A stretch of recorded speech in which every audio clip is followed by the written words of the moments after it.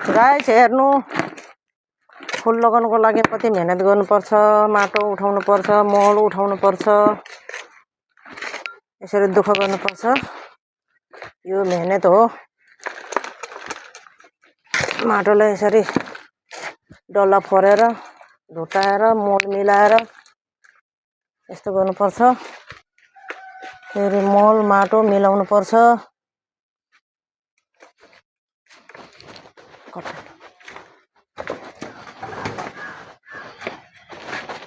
यसरी बोक्नुपर्छ बाल्टीमा माटो बोकेर साह्रो पर्छ मेहनत गर्नु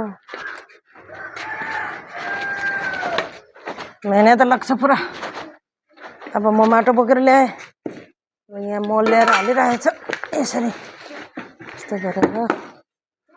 मिलाउनु पर्छ यसरी कचडाहरू उठाउनु पर्छ यसरी सफा गर्नुपर्छ